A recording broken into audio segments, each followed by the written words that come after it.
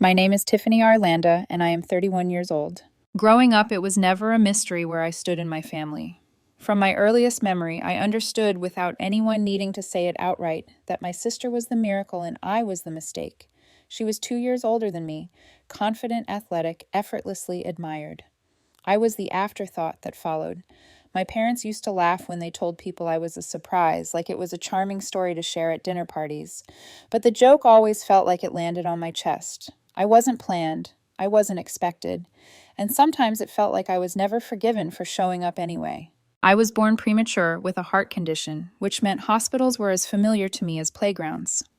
White walls, humming machines, the smell of antiseptic that was my childhood backdrop. Every flare up, every checkup came with a look from my parents that made my stomach knot. Not fear, not concern, resentment. My mother would sigh loudly while flipping through medical bills, muttering about costs and sacrifices, about how hard things were for them. Sometimes I wonder she'd say casually if things would have been easier without all these expenses. She never finished the sentence. She didn't have to. I heard it anyway. What made it worse was that most of those bills weren't even paid by my parents. My grandparents quietly covered whatever insurance didn't stepping in without complaint. But somehow, in my parents' version of reality, I was still the drain, the burden, the reminder that life hadn't gone according to plan. Looking back now, I think my heart condition gave them permission to treat me as defective, like I was a flawed product they were stuck with. While I learned early how to be small and quiet, my sister learned how to shine. She was everything my parents loved to brag about: the pretty one, the talented one, the golden apple, my mother called her. Sometimes Baby Pie said with a laugh and a squeeze of affection. They never had nicknames like that for me. I don't remember them ever saying they were proud of me, not the way they said it about her glowing with satisfaction like they'd personally designed her success. And it wasn't just favoritism, it was permission. Permission for her to do whatever she wanted, including to me.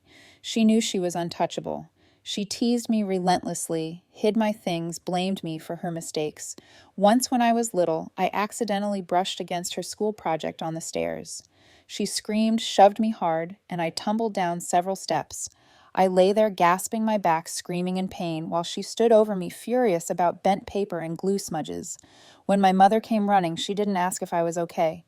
She told me I should have been more careful around my sister's things. I carried bruises for weeks.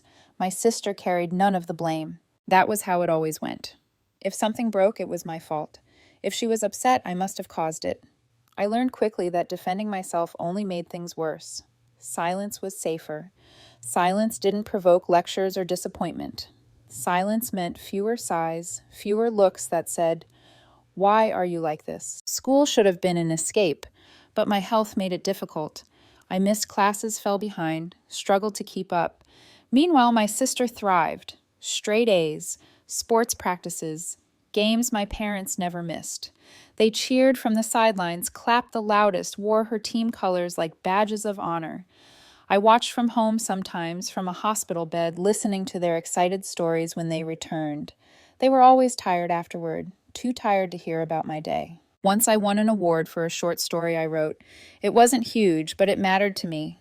I begged them to come to the ceremony. My mother promised they'd try. They didn't show. Later that night, she told me they couldn't miss my sister's soccer game. I nodded like I understood. Then I went to my room and cried quietly into my pillow so no one would accuse me of being dramatic. Birthdays followed the same pattern. My sister's were events, themes, decorations, friends filling the house with laughter. Mine were postponed, downsized, forgotten. "We'll do something next weekend," my parents would say, and then next weekend would pass like it never existed. I learned not to ask. Wanting things only reminded me how little I mattered. The strangest part was watching how my parents changed around her. They smiled more, touched her shoulder affectionately, laughed easily. Around me, there was tension, like we were all pretending to play a role we hadn't rehearsed. They didn't know how to talk to me unless it was to correct me or compare me to her. "Why can't you be more like your sister?" was a question that followed me everywhere. No matter how hard I tried, it was never enough. By high school, I stopped trying to stand out. I kept my head down, did what I could, focused on surviving each day. My sister was already destined for greatness, college, success, admiration. I just wanted to stop feeling like a disappointment. Even when I succeeded, when I brought home decent grades or finished a project I was proud of, it barely registered. But if I slipped even slightly, the disappointment was immediate and overwhelming. A single C in math once sent my mother into a spiral about my future, about how I was wasting opportunities. My sister, meanwhile, could break rules, miss deadlines, and it was all brushed off with laughter. It wore me down in ways I didn't understand at the time. I began to believe the story they told me, that I was less than that something about me was fundamentally wrong. That maybe if I had been healthier, prettier, easier, things would have been different. I tried to mold myself into someone they might finally accept, but the version they wanted didn't exist. The only place I ever felt seen was with my grandparents. They never treated me like a problem to solve. They listened. They showed up. When I talked about leaving for college, about getting away, they didn't hesitate. They helped me apply, helped me pack, helped me believe that maybe there was a life beyond my family's shadow. Graduation felt less like an achievement and more like an escape hatch. Standing there with my diploma, I didn't feel pride so much as relief. I was finally leaving the comparisons, the neglect, the quiet cruelty, disguised as normal family behavior. As I packed my bags to go several states away, I told myself this was just distance, that I could breathe now. I didn't yet understand that distance wouldn't erase the damage, it would only reveal it. But at the time, all I knew was this. For the first time in my life, I was stepping into a world where my sister's name wouldn't come before mine, where my existence wouldn't feel like a mistake. And I held on to that hope like it might finally keep my heart from breaking again. College felt like stepping into oxygen after years of holding my breath. The campus was nothing extraordinary. Brick buildings, crowded walkways, bulletin boards, cluttered with flyers. But to me, it was freedom in its purest form. No one there knew my sister. No one compared my achievements to hers, or looked at me like I was a liability. For the first time, I was just Tiffany, not the second daughter, not the sick one, just a person. It took a while for my body to relax. I didn't realize how tense I'd always been until the tension slowly began to melt away. I slept better. I laughed more easily. I stopped apologizing every time I spoke. Therapy came later, but even before that, distance alone did something powerful. It gave me space to hear my own thoughts without my parents' voices echoing over them. That was where I met Greg. It happened during one of those awkward dorm orientation events, where everyone pretends they're having fun while secretly counting the minutes until they can leave. I was standing near the snack table debating whether it was socially acceptable to grab a second cookie when he struck up a conversation about how bad the icebreaker games were. He wasn't flashy or loud, just calm, observant, kind in a way that felt real, not performative. He listened more than he talked, and when he laughed, it wasn't at anyone's expense. We started studying together, then having long conversations that stretched late into the night. At first, I didn't tell him much about my family. Old habits die hard. I was used to minimizing my pain, brushing things off, pretending everything was fine. But Greg had this way of gently waiting, never pushing, never demanding explanations. And somehow that made me want to open up. When I finally told him about my childhood, about the favoritism and the constant feeling of being unwanted, he didn't interrupt or offer excuses for my parents. He just listened. And then he said something that lodged itself deep in my chest. None of that was your fault. I didn't realize how badly I needed to hear that until the tears came. Ugly, uncontrollable sobs that embarrassed me at first, but Greg didn't flinch. He just held my hand and stayed. That was new. Someone staying without conditions. With him, I didn't feel like I had to compete. I didn't feel like I had to earn affection by being useful or invisible. He made me feel beautiful in a way that had nothing to do with comparisons. For the first time, I started to believe that maybe I wasn't broken, that maybe I'd just been raised in a place that never knew how to love me properly. After graduation, when Greg proposed, I didn't hesitate. Saying yes felt natural, like choosing something that had always been meant for me. Planning the wedding, though, dragged my family back into focus in a way I wasn't prepared for. I called my parents out of obligation more than excitement. Their reaction was exactly what I'd come to expect. My mother sounded irritated, not happy. She reminded me they'd already spent a fortune on my sister's wedding the year before and told me not to expect any help. Not money, not effort, not even enthusiasm. I told myself it didn't matter. Greg's family stepped in without hesitation. His mother took me dress shopping, fussing over me, like it was the most natural thing in the world. She cried when she saw me in white. She hugged me like she meant it. That small kindness cracked something open inside me. It showed me what family could look like when love wasn't conditional. My parents didn't come to the wedding. Neither did my sister. No card, no message. It stung more than I wanted to admit, but I refused to let it ruin the day. I married the man who loved me, surrounded by people who chose to be there. In that moment, I felt like maybe I'd finally escaped the story my family had written for me. Life settled into something quiet and good. Greg and I built routines, inside jokes, a home that felt safe.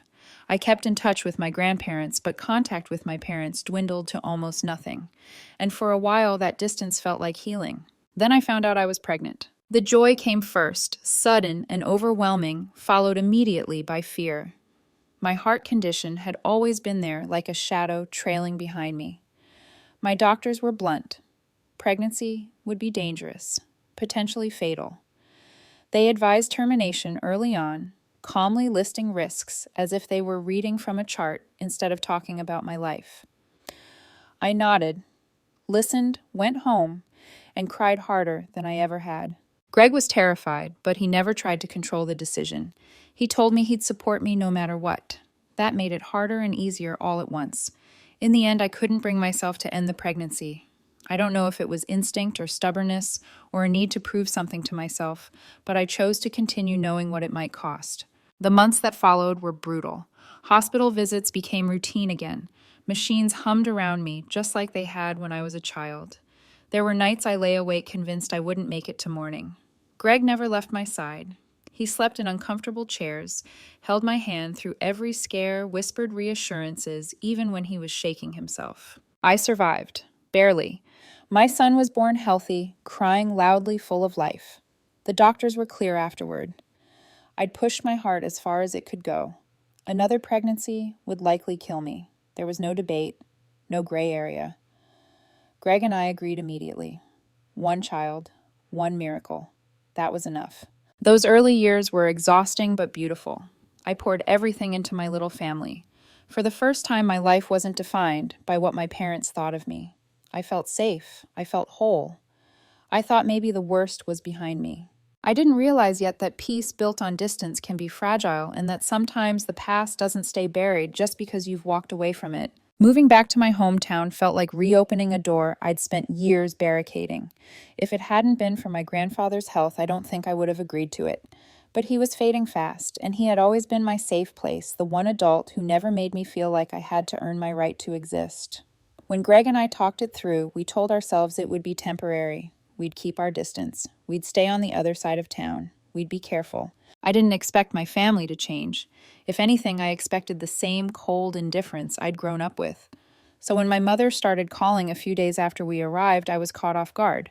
She asked how the move went, told me she was proud of me, said she missed me. The words sounded practiced, like she was reading from a script she'd never rehearsed before. My dad followed up with texts checking in, asking about Greg and our son. Even my sister smiled at me when we ran into each other at the grocery store, striking up small talk like we were old friends. It didn't feel comforting. It felt wrong. I kept waiting for the catch, for the moment when the other shoe would drop. People don't just wake up one day and undo decades of behavior. Part of me wanted to believe that maybe time had softened them, that maybe becoming parents themselves had taught them something. My grandmother encouraged me to give them a chance. "People can surprise you," she said gently. I wanted to believe her. I really did. 2 weeks after we moved back, my parents invited us to dinner. Every instinct in my body screamed, no. Family dinners were never just dinners in my family. They were interrogations, announcements, traps disguised as casseroles. But Greg, ever the optimist, suggested that maybe this was their way of trying. Against my better judgment, I agreed. When we arrived, the house looked the same. Same furniture, same faint smell of garlic and tomato sauce. My mom had made her lasagna, the one dish that used to make me feel briefly included as a kid. We sat around the table exchanging polite conversation. My parents asked about my work. My dad joked with Greg. My sister laughed too loudly, her eyes flicking to me every so often like she was waiting for something. For a few minutes, I almost relaxed. Then, halfway through the meal, my sister set her fork down and smiled at me. Not a warm smile, a knowing one. "I have a surprise for you," she said. My stomach dropped. Surprises from her had never ended well. She reached into her bag and pulled out an envelope. Thick, expensive looking, the kind used for formal announcements.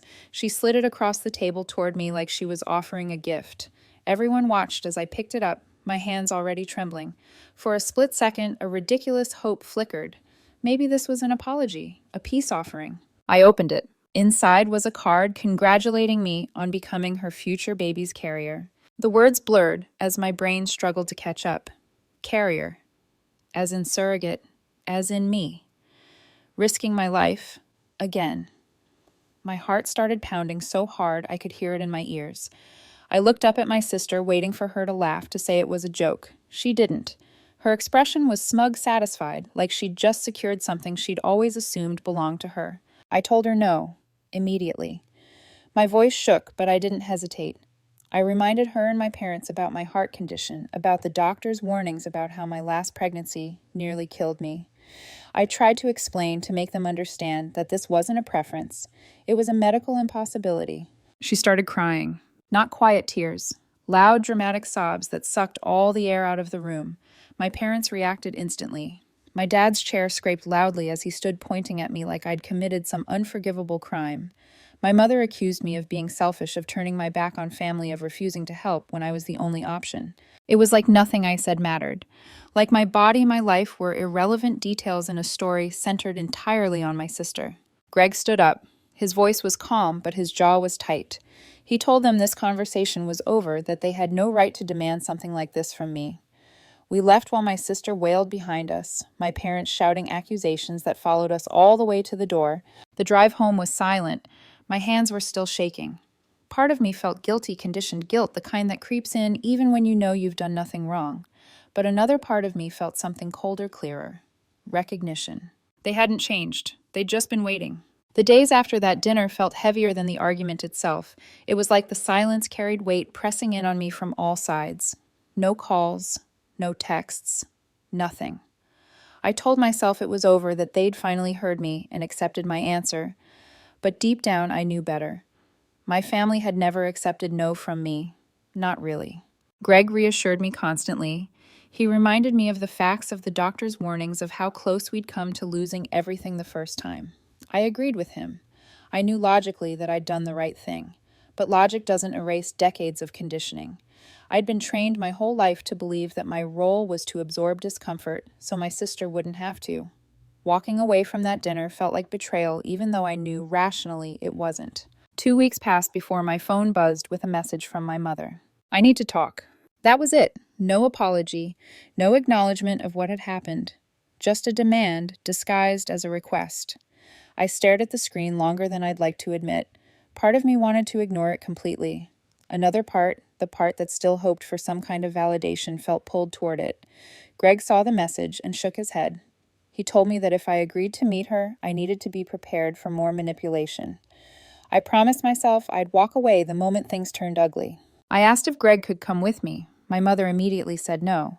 That should have been my answer. But instead, I agreed to meet her alone. We met at a small coffee shop downtown, one I hadn't been to since high school. She was already seated when I arrived, sipping her drink, like this was a casual catch-up between mother and daughter. No tension, no remorse. The normalcy of it all made my skin crawl. She didn't ask how I was. She didn't ask about my son. She jumped straight into talking about my sister, how devastated she was, how hard this had been on her, how she and my dad were trying to figure out solutions. Solutions. As if my body was a problem to be solved. When I reminded her again about my heart condition, she waved it off, said doctors are overly cautious, said family takes risks for each other, said I was being dramatic. And then she said the word that always cut deepest. Selfish. I told her my answer hadn't changed. I told her I wasn't risking my life, not for anyone. Her expression hardened, like I'd finally confirmed something she'd always believed about me. She accused me of abandoning my sister, of tearing the family apart, of putting my own comfort above everyone else's happiness. That's when it hit me. This wasn't about reconciliation. It was about pressure, about wearing me down until guilt did what love never could. I stood up. My hands were steady this time. I told her I was done. Done discussing it. Done being blamed. I walked out without waiting for her response, the bell over the door chiming softly behind me. For the first time, I didn't look back. The messages started soon after. My dad accused me of being cruel. My sister's texts were angrier, sharper, filled with entitlement. She said I owed her, that she'd do it for me in a heartbeat. The lie was almost laughable. She'd never done anything for me unless it benefited her. Greg urged me to block them. I hesitated. Cutting off family feels like cutting off a limb, even when that limb has been hurting you for years. I wasn't ready. Not yet. Then my grandmother called. Her voice was strained, careful. She told me my parents were talking about lawyers, about legal options, about forcing the issue. My chest tightened as she spoke. I couldn't believe it. The idea that they'd try to take me to court to legally coerce me into risking my life felt surreal, terrifying. That night, Greg and I contacted a lawyer. She was direct, reassuring, and angry on my behalf. She told me there was no legal path for my parents to force me into surrogacy, especially given my medical history. But she also told me we were doing the right thing by preparing, by protecting ourselves. For weeks after that, there was nothing. No threats, no messages, just an uneasy calm. I waited for something else to happen for the next escalation, but instead I received one final text from my mother. "We're disappointed in you." I read it once, then again. And then something inside me finally snapped, not in pain, but in clarity. I wasn't disappointed in myself. I was done chasing approval that had never been offered freely. I blocked their numbers that night. The relief came slowly settling in like a deep breath after years of holding it in. I wasn't their spare part anymore. I wasn't their solution.